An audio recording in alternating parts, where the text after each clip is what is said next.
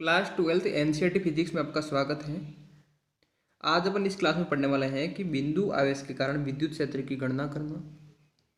इससे पहले अपन ने टॉपिक फर्स्ट के जिसका नाम है विद्युत क्षेत्र तथा आवेश के 7 भाग पढ़ चुके हैं, 7 क्लास हो चुकी हैं।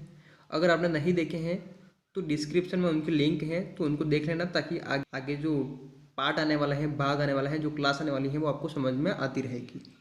स्टार्ट करते हैं आज का टॉपिक। देखिए, बिंदु आवेश के कारण विद्युत क्षेत्र की गणना करेंगे अपन।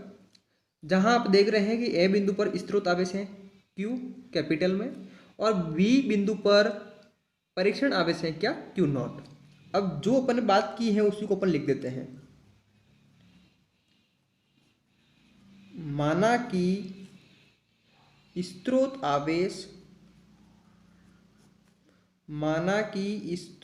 आवेश कैपिटल Q जो बिंदु ए पर स्थित है। जैसे अपन देख पा रहे हैं वैसे ही अपन लिख रहे हैं। एवं आवेश Q से R दूरी पर, Q से R दूरी पर। अब देखिए, आवेश Q तो ये रहा, इससे R दूरी की बात की जा रही है। मतलब क्या हुआ, इसके मध्य की जो दूरी है वो कितनी है, R दूरी है। बात क्लियर है? साथ साथ में समझने की कोशिश करना। तो आवेश Q से R दूरी पर परीक्षण आवेश Q नॉट है, जिस पर विद्युत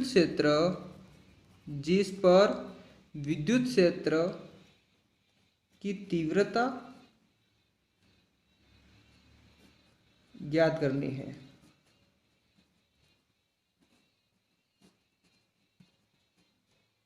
बात क्लियर है? अब यहां पर देखिएगा, अपन विद्युत क्षेत्र की तीव्रता ज्ञात करेंगे। तो तीव्रता ज्ञात करने के लिए अपने को यहां पर निकालना होगा, क्योंकि बल क्यों लाना होगा, क्योंकि अपन जानते हैं विद्युत क्षेत्र की जो तीव्रता अपन ने निकाली थी वो क्या था, F/Q नॉट था। बात क्लियर है ना? तो F/Q नॉट था किसके बराबर में, E के बराबर में। तो F का मान तो निकालना पड़ेगा अपने को, तो A का मान ले आएंगे अपन, कुछ बड़ी बात नहीं है। तो यहाँ पे लिखेंगे अपन कि कूलाम के नियम से।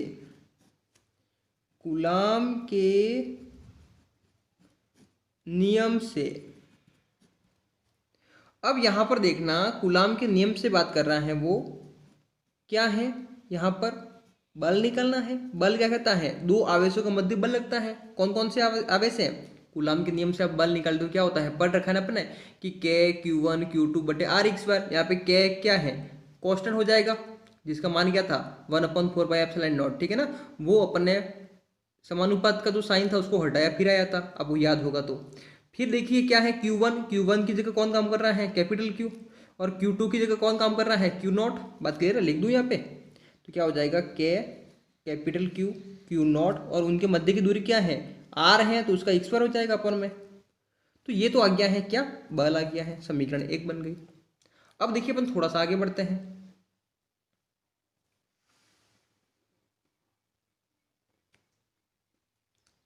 अब यहां पे देखिएगा कि विद्युत क्षेत्र E में कार्यरत बल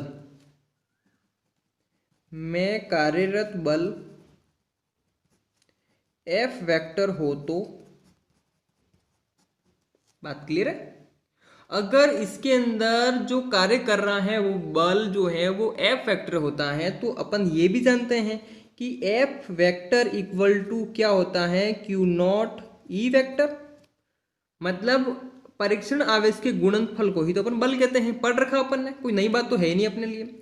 और यहाँ पर देखिए कि E वेक्टर लाना है तो Q नॉट को इसके अपॉन में भेज दूंगा, पक्षांतर होते ही ये गुणे में है वो भाग में आ जाएगा। इतनी बात तो आप जानते हैं, ये रूप बनेगा। और ये रूप बन गया है तो यहां से देख रहे हैं, इसको मैं डाल देता हूं क्या, समीकरण नंबर 2। अब देखिए यहां पर आसान हो गया है अपने लिए। कैसे आसान हो गया है, ध्यान से देखना कि समीकरण 1 और समीकरण 2 से, समीकरण 1 व समीकरण 2 से, समीकरण 1 और 2 से क्या बन रहा है, ध्यान से देखो कि समीकरण 1 का जो मान है F का मैं यहाँ पे रख दूंगा, तो फाइनली अपने विद्युत क्षेत्र की जो तीव्रता निकालनी है वो टारगेट पूरा हो जाएगा।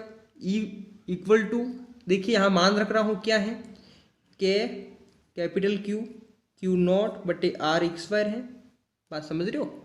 और इसी के अपॉन में क्या है, ध्यान से देखो Q नॉट है, इसी के अपॉन में क्या है, Q नॉट है। तो आप समझ रहे होंगे यहाँ पर क्या है ये कि भिन्न में भिन्न का भाग है, तो इसको अपन सॉल्व करते हैं तो कैसे करते हैं कि ऊपर वाला जैसा है वैसा लिखते हैं, क्या हो जाएगा कैपिटल Q नॉट बटे R स्क्वायर, ऊपर वाला है वैसे लिखा अपन ने, और जो हर में है वो उल्टा कर देते हैं अपन। उल्टा कैसे, Q नॉट के अपॉन में 1 है तो 1 ऊपर जाएगा और Q नॉट अपॉन में आ जाएगा। तो यहाँ से आप देखेंगे तो आपको मिलेगा कि Q नॉट से Q नॉट कैंसिल हो गया। जब Q नॉट से Q नॉट कैंसिल हो गया है तो विद्युत क्षेत्र की तीव्रता अपने को मिल गई है। तो विद्युत क्षेत्र की जो तीव्रता है वो क्या हो जाएगी, कैपिटल Q बटे R स्क्वायर। तो हमेशा ध्यान रखना, अगर वो कहता है कि बिंदु आवेश के कारण विद्युत क्षेत्र की तीव्रता का जो मान है वो लिखिए, उत्तर है वो लिखिए, तो क्या होगा E इक्वल टू क्या Q अपन R स्क्वायर। या फिर वो कहता है कि एकल आवेश के कारण विद्युत क्षेत्र की जो तीव्रता है वो क्या है, तो क्या हो जाएगा क्या Q अपन R स्क्वायर। तो दोनों के रूप में यही आंसर होगा। तो वो घुमा के क्वेश्चन कैसे भी कर सकता है, आप आंसर अपने हिसाब से देना है, जैसे मांग कर रहा है वैसे ही आंसर होना चाहिए। अब यहाँ पे देखिए जो अपन ने अभी पढ़ा है उसी को थोड़ा समझ लेते हैं। अतः स्पष्ट है कि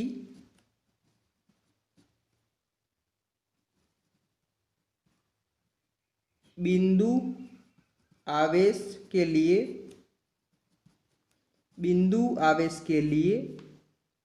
अब यहाँ पे देखिए, अतः स्पष्ट है कि बिंदु आवेश के लिए, अगर मैं यहाँ पे आवेश के लिए ही बात करता हूँ सिर्फ, ठीक है, विद्युत आवेश के लिए, तो क्या कंडीशन बन जाएगी, देखिए K तो कांस्टेंट है, आवेश के लिए बात कर रहे हैं तो आवेश के लिए विद्युत क्षेत्र।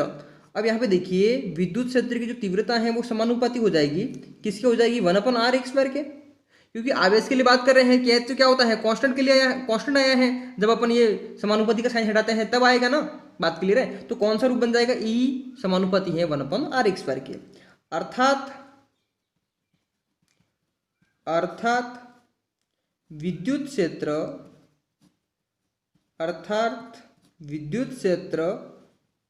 की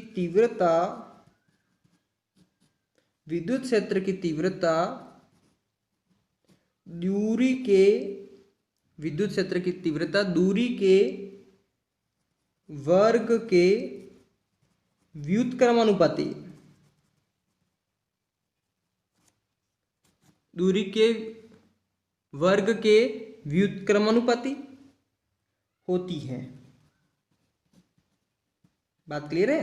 अब यहाँ पे देखिए आपको लगा होगा कि मैंने क्या बोला, मैंने बोला कि जो E है वो समानुपाती है 1/r स्क्वायर के।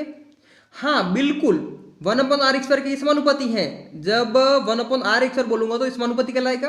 अगर E के व्युत्क्रमानुपाती है तो मैं क्या बोलूंगा, r स्क्वायर, सिर्फ 1/ नहीं बोलूंगा, 1/ बोलूंगा तो क्या बोलूंगा, समानुपाती, सिर्फ r स्क्वायर बोलूंगा तो व्युत्क्रमानुपाती। मुझे विश्वास है आपको समझ में आ गया होगा।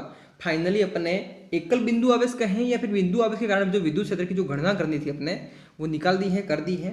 तो आपके लिए सिर्फ इतना ही काम है, वीडियो को लाइक करना है, कमेंट्स करके मुझे बताना है और अपने दोस्तों को शेयर करना है। मिलते हैं अगली क्लास में, तब तक अपना ध्यान रखें और मस्त रहें, पढ़ाई करें।